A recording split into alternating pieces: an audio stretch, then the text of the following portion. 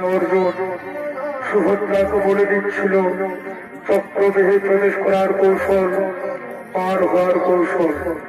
যখন প্রবেশ করার কৌশল বলে দিয়েছে, তারপর সুভদ্রা ঘুমিয়ে পড়েছিল।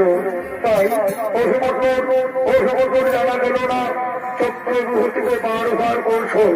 কিন্তু নিরুপায় অভিমন্যু নিরুপায় হয়ে চলেছেন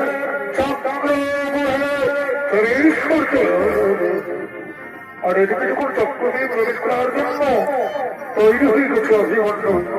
এদিকে অভিমন্যু করুণার্থনাদে পাগলের মতো আগে আমার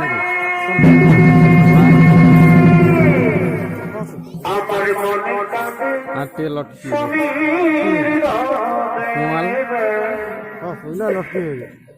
মনে